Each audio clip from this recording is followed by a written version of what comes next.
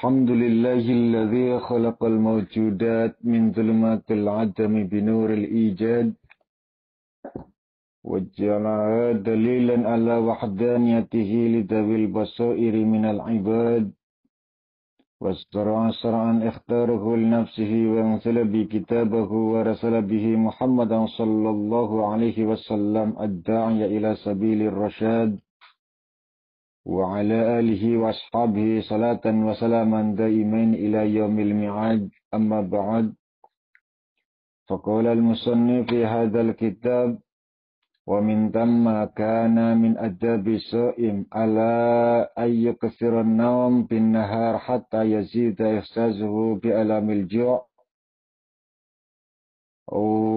والعطش، فحينئذ يكون على مدرجة الصدق وطريق الحق من كونه شاكرا لنعمة الشبع ويعلم مقدار ما أنعم به عليه، سيما إذا كان غنيا، ومن أن الله وسع عليه ما حرم غيره منه أخواجه إليه مستشعرا لضعف قوة، فيصفو عند ذلك قلبه ويبقى مع بعد الفطر إذا اقتصر على ما ذكرنا من مقدار عشائه في فطر فقط نوع من الضعف، فيخف عليه توجه وورده،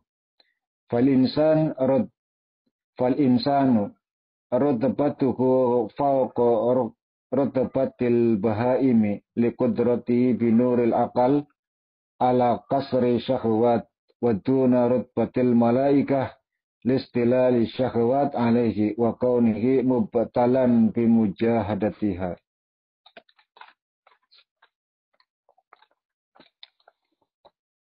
Masuk pada pembahasan kita yang terakhir di kitab Risalah fi Shiyam ini,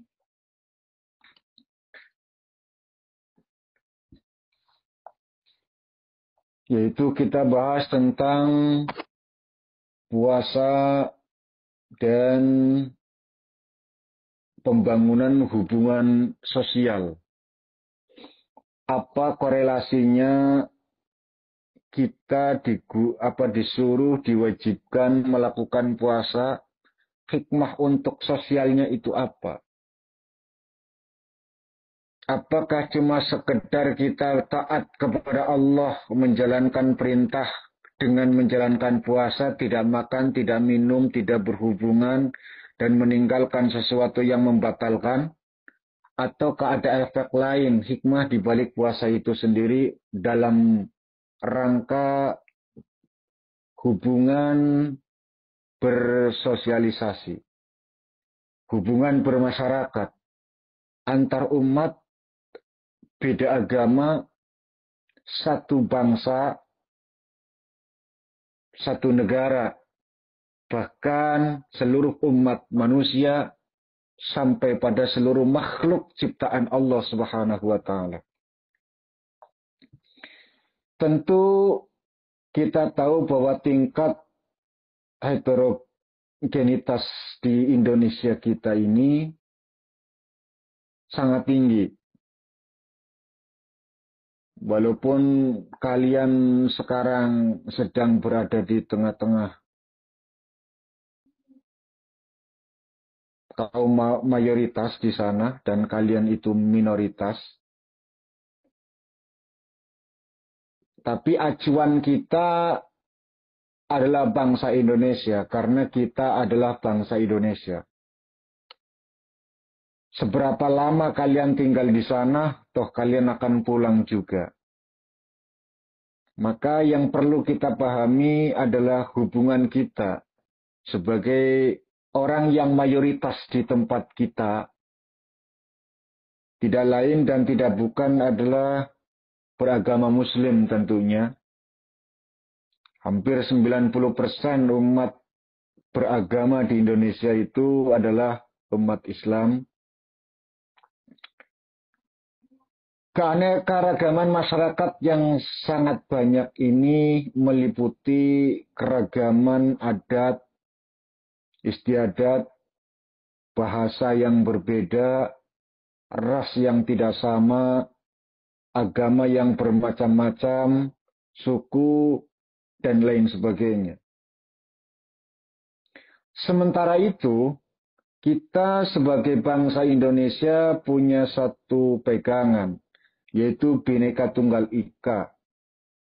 Menjadi kalimat yang membingkai keragaman yang banyak tersebut, ras, agama, suku, bangsa, dan lain sebagainya, menjadi satu ikatan yang kita sebut sebagai bangsa Indonesia. Nah, masyarakat yang multikultural inilah yang menampilkan bagaimana interaksi sosial antar individu, antar golongan, maupun secara jamaah dalam bingkai sosial. Ada organisasi, ada jam'iyah, macam-macam, ada partai, ada macam-macam lah ya. Setidaknya pada kondisi yang semacam ini ada dua risiko yang bisa diambil dari interaksi sosial yang dihadapkan dengan keberagaman yang berbeda. Apa itu konflik dan harmoni? Tentu akan menimbulkan, kalau nggak konflik ya harmoni. Kalau sepaham ya harmoni, yang kontra itu pasti konflik yang terjadi. Tidak bisa tidak. Tapi apa hubungan kita dengan puasa ini yang membangun keharmonisan? Ini yang dibutuhkan. Nah, dari keduanya itu timbul berbagai fakta dan realitas yang terjadi dalam masyarakat multikultural tentunya yang menyimpan berbagai perbedaan. Berangkat dari keprihatinan yang adanya fakta dan realitas konflik yang merebak, pemikiran dan penggalian dalil untuk merekonstruksi kehidupan yang harmonis pun terpicu. Resolusi konflik memang diperlukan dan dibutuhkan untuk menuju masyarakat yang harmoni. Tentu akhir-akhir ini yang paling sering menimbulkan konflik itu adalah faktor agama, Bu. Ya, yang sering gitu loh. Agama itu menjadi ujung tombak bagi para pelakunya, pemeluknya, untuk melegitimasi apa yang menjadi ajarannya. Nah, namun demikian, interpretasi sempit terhadap ajaran agama itulah yang menyebabkan kadang berpikir dan mendasari paham radikalisme. Saking kurangnya pemahaman tentang agama. Mereka belajar agama lewat tekstual, lewat terjemahan, sehingga tidak menyeluruh.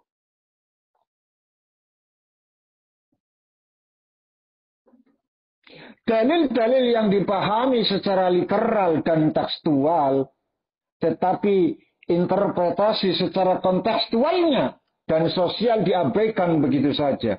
Maka tidak heran jika kekerasan dan kebrutalan atas nama agama menjadi realitas. Itu konsekuensinya. Maka peran pondok pesantren itu luar biasa. Yang bukan hanya sebagai tempat untuk orang belajar ilmu agama, tapi juga membentuk karakter seseorang dalam memahami agama, pelajaran-pelajaran di dalamnya. Karena bukan hanya lewat belajar tekstual saja, tapi juga kontekstualnya mereka itu diajarkan. Konflik memang merupakan salah satu keniscayaan dalam kehidupan manusia. Tidak mungkin tidak, Bu. Dalam satu satu ikatan rumah tangga saja, konflik tetap ada kok, perbedaan pendapat, ya, antara anak dengan orang tua, tetangga kanan kayak kiri itu selalu terjadi, selalu ada. Makanya kata Abdul Mustaqim di tahun 2012 bahwa sejarah manusia adalah sejarah konflik. Kita lihat, ya, kita sudah belajar dan kita banyak sekali diberikan ilmu pengetahuan lewat Al-Quran.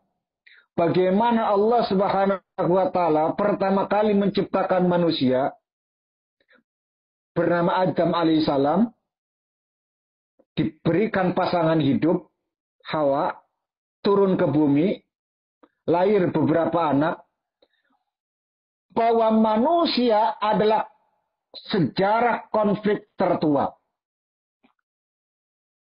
Cek bagaimana Qabil dan Habil itu berantem, konflik.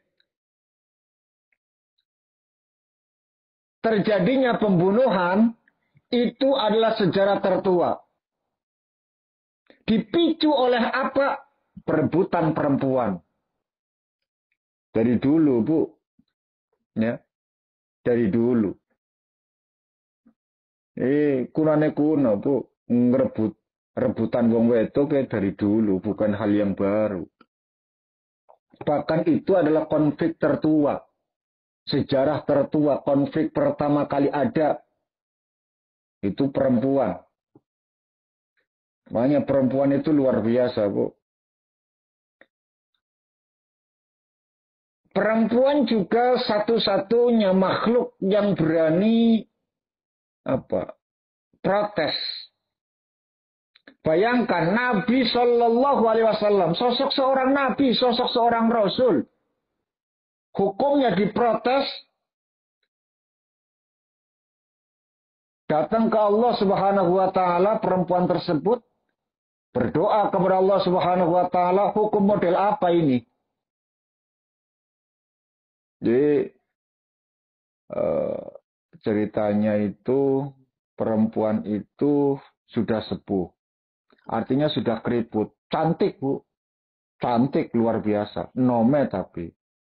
Tapi walaupun sudah tua ya memang dasarnya wong ayu.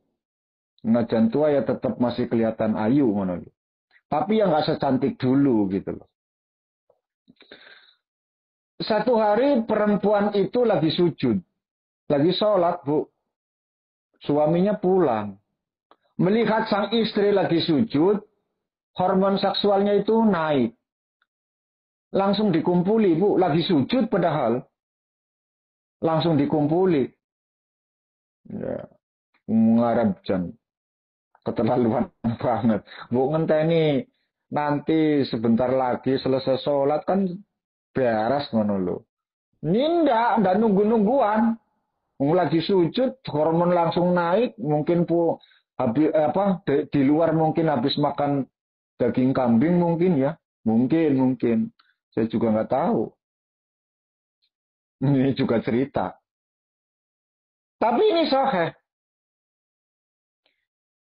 Walhasil si perempuan itu marah dong. Marah luar biasa, tidak mau. Dan menolak untuk diajak hubungan. Ya.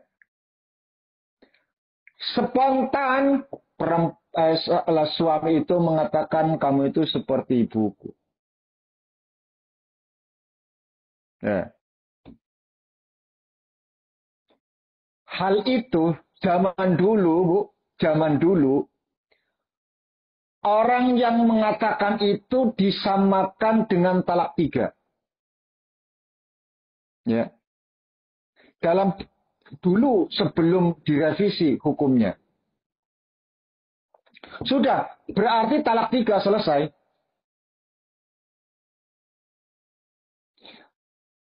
Ketika dia menyadari akan ucapannya sudah terlanjur ngomong, makanya Lisan itu kudu hati-hati, Bu. Kita harus berhati-hati. Lisan itu bisa menjatuhkan hukum, ya. Walaupun tanpa niat, Bu. Ya, walaupun tanpa niat. Tapi ketika lisan itu diucapkan, jadi, Bu. Apalagi soal talak, ya.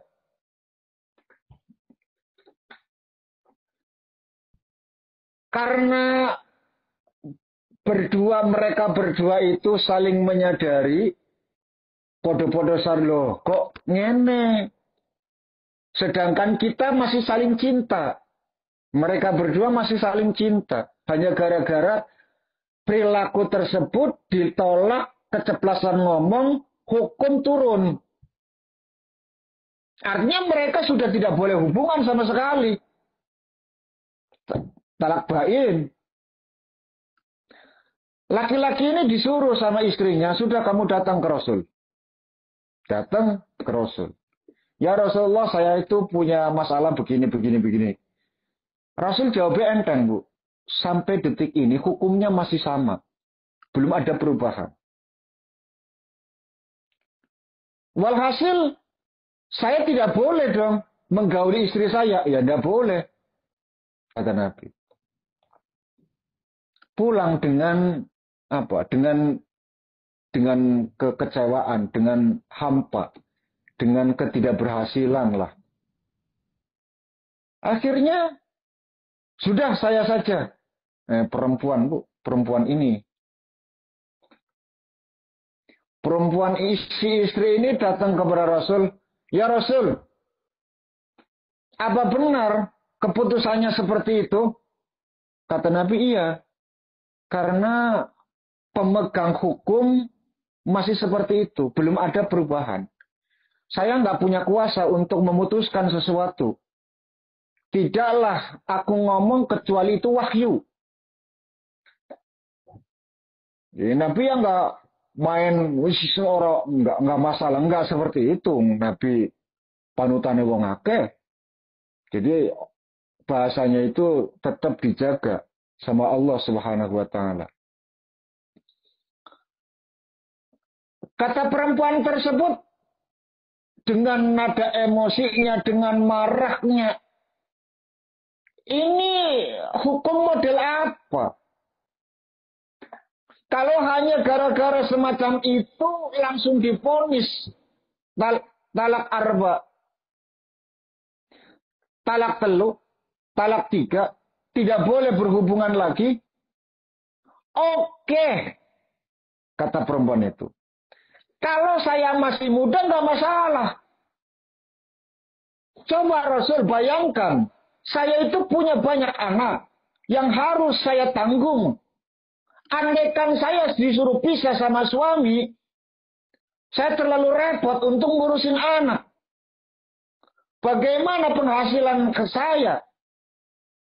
Kalau anak saya kasihkan sama suami, ora keurus.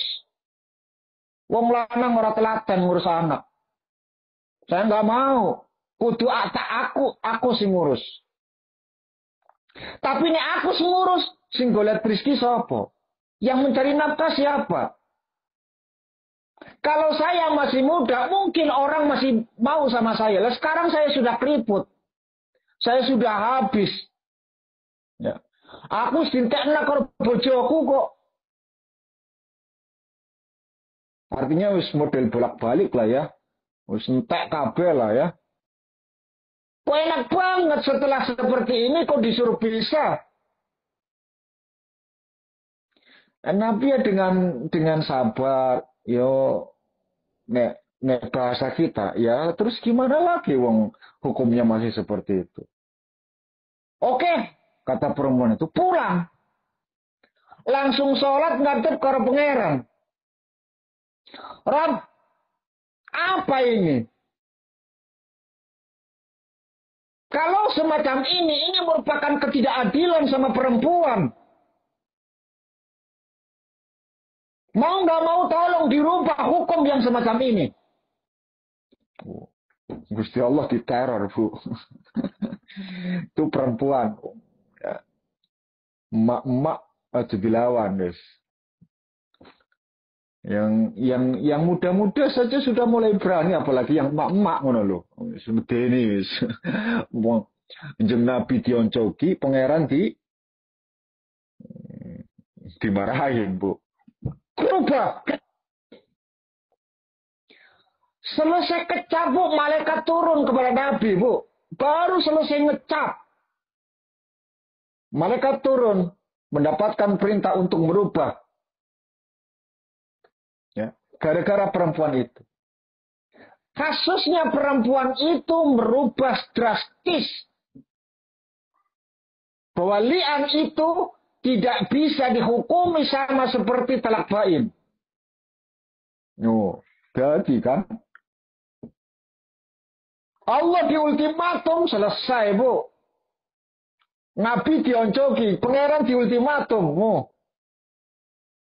Ternyata orang ini, Bu, perempuan ini, umurnya dawa, Bu. Sampai pada kepemimpinan Umar. Ya. Nabi kapundhut, Abu Bakar wafat, Umar menjadi khalifah. Ketemu ning dalan Umar, Bu, Umar. Sopo sing gak kenal dengan Umar, dengan keberanian, dengan kekerasannya, dengan kekasarannya, wis keras kasar, wis macam-macam lah. Kabeh wong dibentaki. Ketemu sama perempuan ini, Bu, munduk-munduk, Bu. Ketemu papa di jalan, hai Umar turun. Turun, Bu. Dingkluk wajahnya. Ya. Dasar ini dingkluk, nggak berani natap sama sekali. Para pengawalnya itu merasa heran, siapa perempuan ini kok berani-beraninya menyuruh Amirul Mukminin untuk turun dan tunduk, Bu. Lama banget. Dikasih nasihat, dikasih omongan, dikasih semacam-macam lah. Diomongi pirang-pirang sama perempuan ini.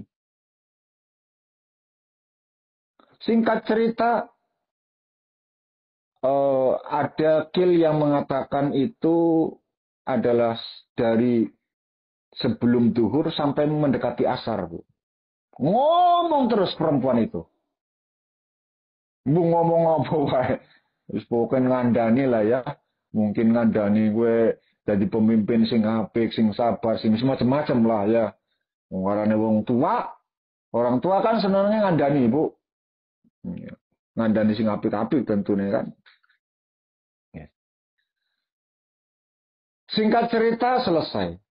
Ini ajudan atau para pengawalnya itu tanya, Umar, siapa dia? Kok jenengan terlalu koyok wedi banget? Kata Umar. Bagaimana saya tidak terlalu takut dengan perempuan itu? Nabi dioncoki, pangeran di ultimatum, merubah satu sistem hukum. Wow. Wadon ilate mandi. Gusti Allah be dioncoki kok. Gongon dirubah hukumnya dirubah seketika. Aku gongon wani karo wadon model ngono kuwi yo. Neraka. Wedi ya. Penutup Umar mengatakan, andaikan aku tidak terlalu khawatir sholat duhur akan habis, saya akan dengarkan dia sampai kapanpun. Sampai kapanpun. Tapi karena waktu duhur itu akan segera habis.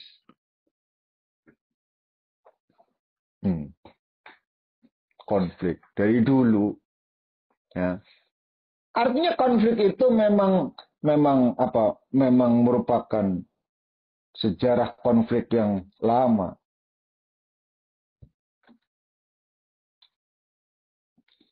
Maka sesungguhnya bukanlah sumber konflik, melainkan pemahaman manusia terhadap agama itu sendiri yang memicu terjadinya konflik antar umat agama. Nggak ada agama yang mengajarkan umatnya untuk saling membunuh, tidak ada. Ya. Berarti konfliknya itu bukan agama sebenarnya, tapi pemahaman manusia terhadap agama itu yang keliru. Pada dasarnya semua agama itu mengajarkan perdamaian, hidup dalam bingkai kerukunan sosial dan harmonisme antar umat manusia. Keberadaan agama adalah menuntun manusia ke jalan perdamaian, bukan pada jalur kebrutalan. Namun demikian, agama itu ibarat sebelah pedang. Agama bisa bermata dua.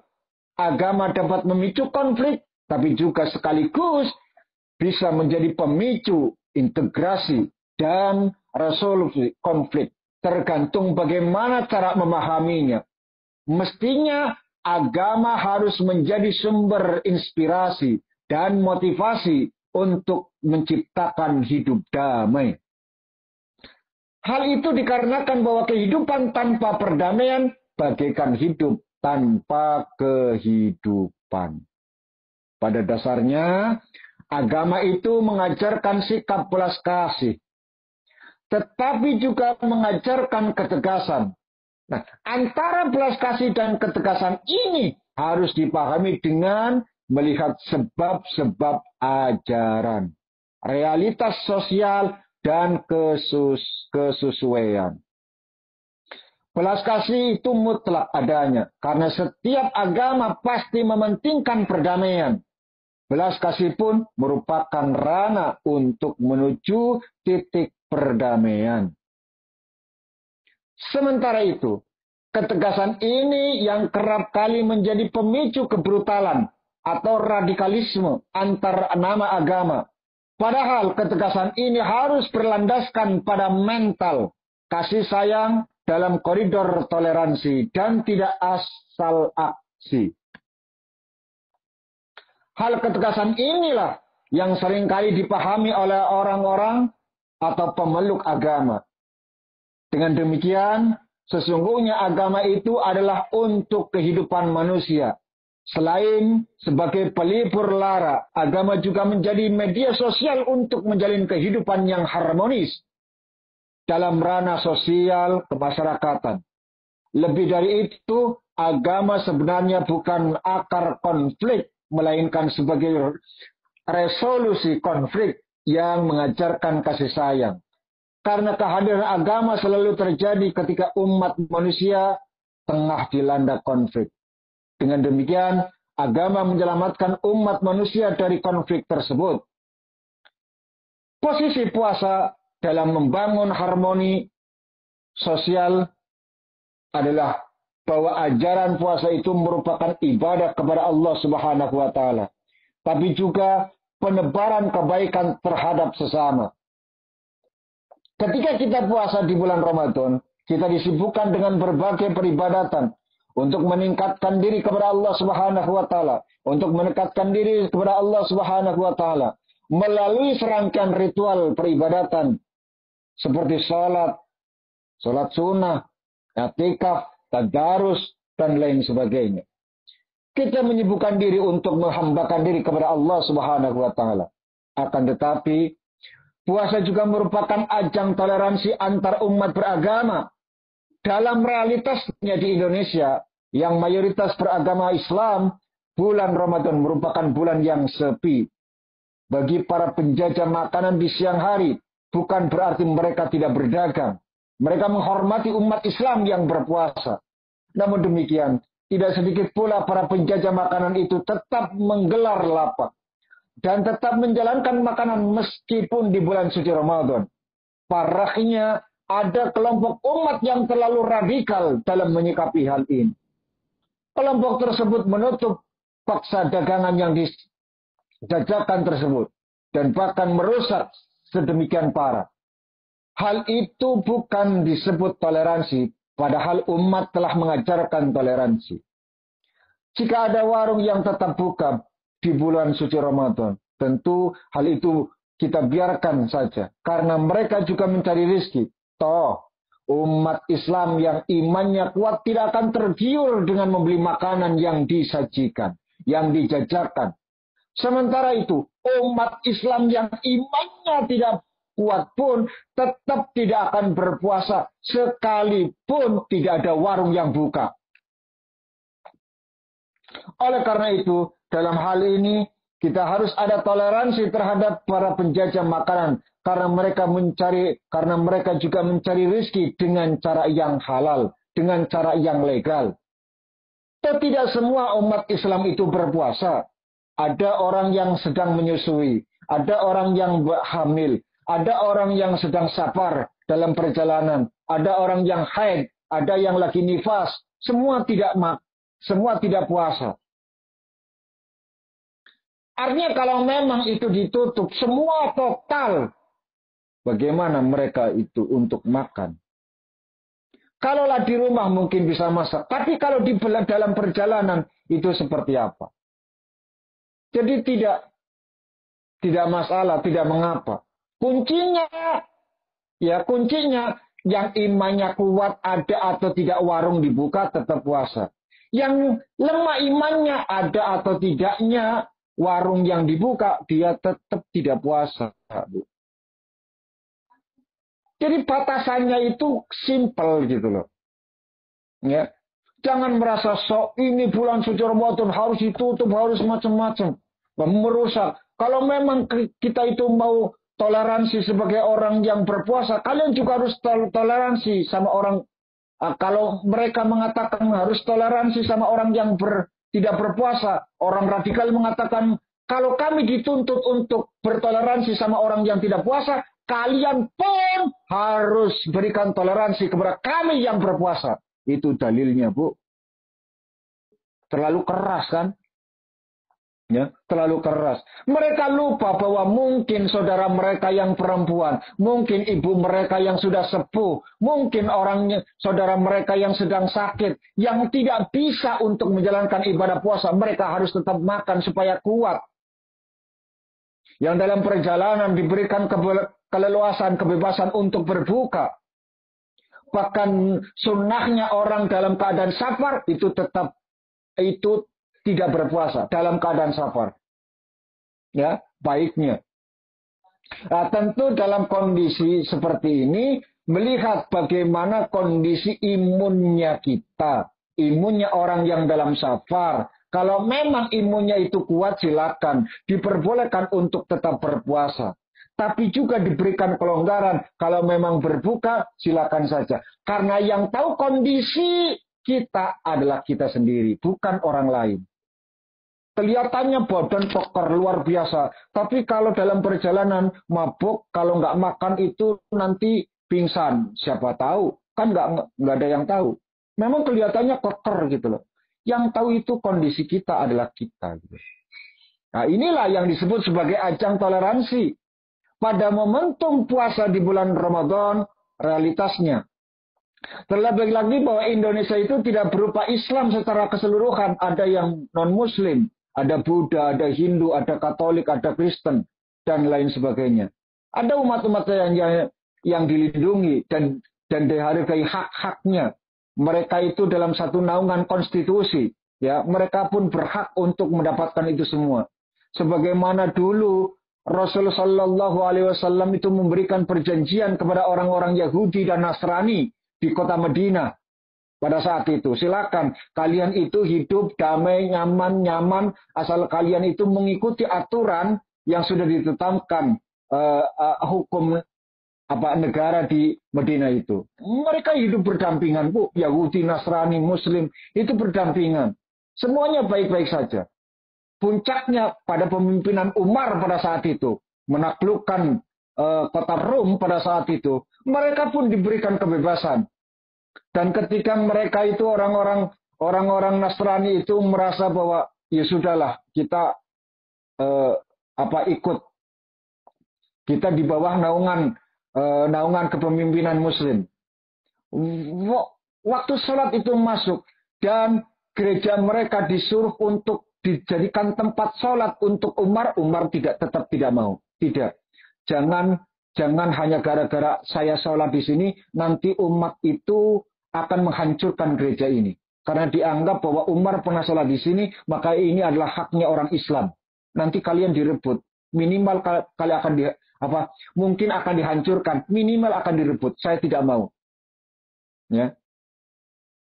Konstantinopel itu akhirnya Umar itu tetap tidak sholat di dalam gereja tersebut. Umar keluar, lalu baru sholat. Ya. Artinya bahwa tidak masalah gitu loh. Karena memang Islam itu rahmatan lil alamin. Bukan rahmatan lil muslimin. Tapi lil alamin. Semuanya. Siapa yang berada pada naungan itu, maka itu harus kita. Nah, kafir kan dibagi, Bu. Ada kafir dhimmi, ada kafir.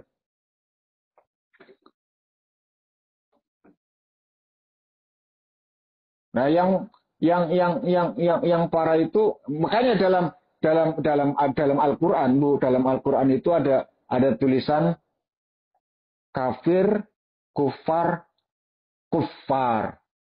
Gitu loh. Kaf, fa, tasdid pakai alif, ro. Kufar. Itu dalam surat Toha. Kufar itu maknanya orang yang di luar Islam, yang mereka memusuhi Islam dan mereka tidak senang terhadap Islam. Mereka itu membantai Islam. Itu kufar namanya. Ya. Tapi kalau kafar itu sifat. Ya, kafar itu sifat. Kafir itu orangnya. Kafar itu sifat, kafir itu pelakunya, kufar itu dua-duanya. Ya. Ada 3 metode penulisan dalam Al-Quran. Ada kafaro, ada kafirun, ada kufarun. Kafaro itu sifat. Dan sifat itu bisa melekat sama jenengan, Bu. Sifat ini bisa melekat loh. Makanya, la in syakartum, la azidannakum. Wa la in kafartum, inna azabi lasyadid. Sing syukur ditambah. Sing kufar mengingkari diadab. Kan bisa terjadi pada diri kita, Bu. Ya kan? Walaupun muslim tapi ingkar, tidak merasa berterima kasih kepada Allah Subhanahu wa taala, tidak bersyukur atas nikmat yang diberikan, itu kufur namanya. Dalam bahasa Arabnya kafar. Itu sifat. Kafir itu orangnya, pelakunya. Qul ya ayyuhal kafirun. Kafir. Kufar itu ya orangnya, ya sifatnya yang selalu melawan, yang selalu menentang, yang selalu memusuhi. Ya, ada pelakunya, ada sifatnya yang memberontak. Itu boleh kita perangi. Gitu loh. Itu yang boleh kita perangi. Tapi kafir dhimin enggak, Bu. Enggak boleh kita perangi. Selama mereka itu tunduk patuh taat pada peraturan pemerintah, itu enggak masalah.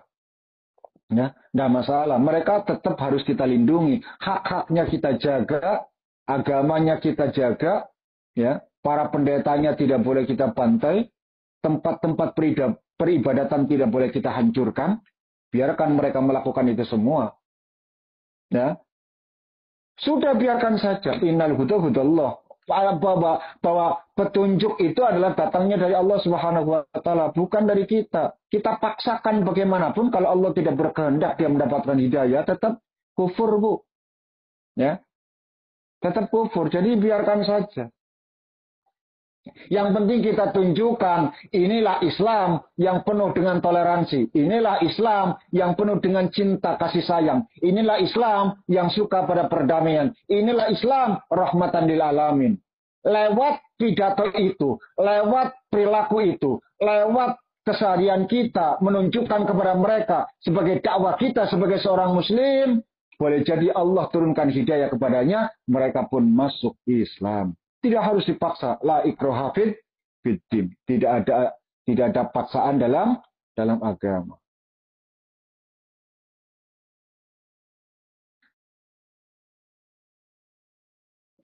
Oleh karena itu umat Islam harus bersikap toleransi terhadap mereka yang berbeda. Apalagi di bulan Ramadan, umat Islam harus bisa bertoleransi. Ketika umat Islam mengedepankan sikap toleransi, tentunya umat agama lain yang merasa nyaman dengan toleransi tersebut akan balik bersikap toleransi kepada umat Islam. Itulah kenapa Allah Subhanahu wa taala pun melarang para sahabat-sahabat Nabi yang dulu suka mengolok-olok Tuhan-Tuhan mereka, itu dilarang sama Allah Subhanahu wa taala. Jangan kau tolak, jangan kau hujat Tuhan-Tuhan mereka. Boleh jadi mereka membalas ejekan Tuhan-Tuhanmu. Artinya apa? Allah sing jadi sasaran, Bu. Lata Uzza Manat Hubal itu dicaci maki, di semacam-macam. Nah, sedangkan umat Islam kan Tuhannya itu Allah. Nah, kalau mereka membalas, berarti Allah lah yang jadi sasaran. Allah orang melu-melu mengumpat, kok malah diumpat kan. Makanya kata Allah, Muhammad sampaikan kepada umat Islam, jangan kau perolok-olok Tuhan mereka. Karena boleh jadi mereka pun akan membalas olok-olokan mereka, artinya aku yang jadi korban perolok-olokan. Sebaliknya, jika kita sebagai umat Islam tidak bersikap toleran terhadap mereka yang tidak beragama Islam, tentu saja mereka tidak akan nyaman hidup bersama umat Islam. Karena mereka tidak nyaman dan tidak mendapatkan sikap toleransi, bisa saja mereka juga tidak bersikap toleransi terhadap kita. Inilah hukum sosial dan resikonya. Teman-teman, sahabat-sahabatku semua, sekali lagi bahwa bulan suci Ramadan merupakan satu momentum buat kita untuk memberikan pelajaran diri kepada diri kita supaya membangun satu mental, satu toleransi, satu hubungan sosial yang bisa menjaga arti sebuah perdamaian, arti sebuah kenyamanan, nyaman, aman antar umat, antar beda agama, antar beda suku, ras, dan semuanya. Mudah-mudahan Allah Subhanahu wa taala berikan kita semuanya kemudahan untuk bisa bukan sekedar menjalankan ibadah puasa, tapi juga membentuk karakter dengan penuh akhlak yang mulia. Fakullama in hamaka fi syahwat in hatta ila asfalis safilin wa tahaqqa bi ghamaril bahaim wa kullama qa'a syahwat irtafa ila a'lal illiyin wal tahaqqa bil uquqil malaikah wal malaikatul muqarrabun min Allah azza wa jalla ka qurbihim fa inna tashabbuhu min al qaribun wa sallallahu ala sayyidina Muhammadin wa ala alihi wa sahbihi ajmain. Tamma bihamdillah wa sallallahu ala sayyidina Muhammadin wa ala alihi wa sahbihi wasallam walhamdulillahi rabbil alamin wallahu a'lam. Tamat, Bu. Ya, selesai alhamdulillah, kita bersalatu siam itu sudah hatam, dan ke depan insyaallah kita akan kaji. Kemarin semalam itu pengurus datang sowan Pak sedikit membahas tentang kitab lanjutan yang akan dibaca setiap Sabtu pagi. Dan ini meneruskan tentang sejarah-sejarah. Terus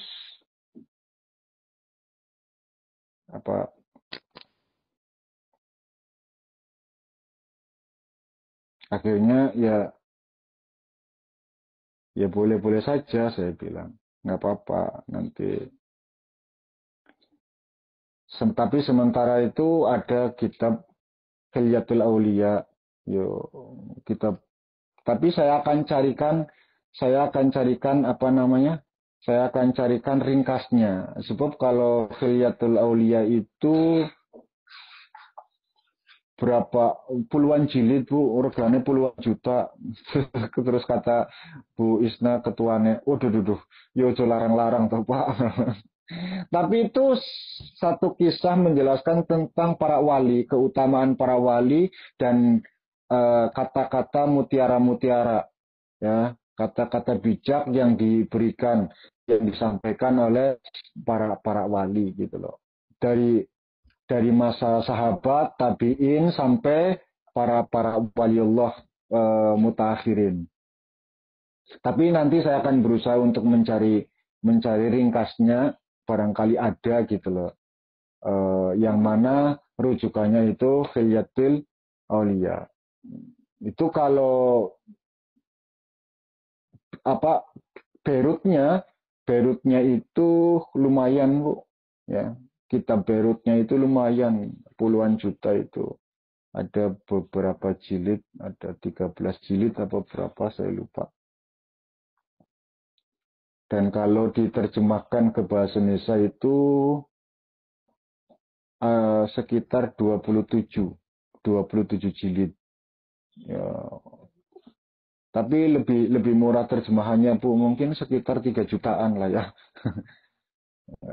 Sekitar 3 jutaan itu sudah dapat 27 jilid, dari jilid pertama sampai. Tapi sebelum itu nanti insya Allah kita akan kaji kitab At-Targhib wa Tarhib dulu, ya. Jadi kabar gembira dan kabar buruk bagi kita umat Islam. Ini bagian dari kumpulan hadis-hadis Nabi. Insya Allah itu dulu yang akan kita bahas sebelum kita menemukan kitab ringkasnya, matanya kitab Khilyatul Aulia. Mudah-mudahan dapat lah ya. Mudah-mudahan dapat. Tapi saya juga nggak janji kalau Khilyatul Aulia itu ada gitu loh. Kalau Khilyatul Aulianya itu ada. Tapi katanya kalau bisa usahakan cari kitabnya yang bisa terjangkau, Pak. Bisa dibeli sama anak-anak. Oke, saya bilang. Tapi kalau jenengan, Pak, Khilyatul Aulia saja sudah tidak apa-apa. Terjemahnya berapa? Misalkan kalian tantang ngono, ya wis ora apa-apa Khilyatul Aulia. Pripun jamaah? 3 juta. Kurang lebih 3 juta untuk terjemah ya. Tapi kalau untuk kitab kuningnya itu puluhan juta, Bu. Beirut dari Beirut. Itu nantilah, itu nanti saja. Kita sementara kita kaji kitab Targhib wa Tarhib dulu, mudah-mudahan juga ada gitu loh. Mutiara Khilyatul Aulia. Artinya kesimpulannya saja, dan bahasa-bahasa para wali yang bisa yang sering terjadi di kalangan masyarakat tentunya, dan itu adalah yang lebih baik. Mudah-mudahan mari kita sama-sama berdoa kepada Allah Subhanahu wa taala. Kita hatam kitab Risalah Hisyan ini, mudah-mudahan Allah Subhanahu wa taala ridho terhadap kita dan ada keberkahan dari pembacaan kitab ini. Mudah-mudahan Allah ridho, berikan pemahaman kepada kita, mampu jalani apa yang menjadi pesan-pesan, baik pesan moral maupun pesan amaliyah yang terdapat di kitab Risalatul Hisyan. A'udzubillahi minasyaitonirrajim. Bismillahirrahmanirrahim.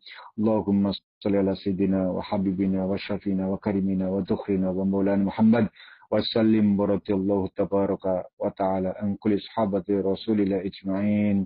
Alhamdulillahi rabbil alamin.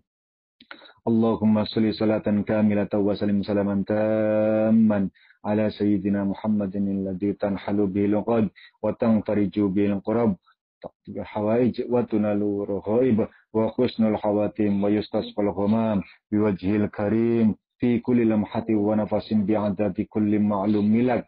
Assalatu wassalamu alayka ya sayyidana ya Rasulullah alladhi qala ud'uni astajib lakum liyaghfir lana jami'al dhunubina wa yaqbala taubatana wa yujibat da'watana bihadhihi da'watil mubarakah. Allahumma biwasilati Rasulillah ya Rasulullah inna nataslu bika illallahi ta'ala liyaqdi hajatina ya Rabbana ya tarafna innana tarafna wa ana asrafna ala dhanna asrafna fatub alaina taubah taghsil likulli haubah wastur lanal awrat wa aminur ru'at waghfir liwalidina Rabbi wa mauludina wal ali wal ikhwan wa sairil khilan wa kullu di mahabbah aw jira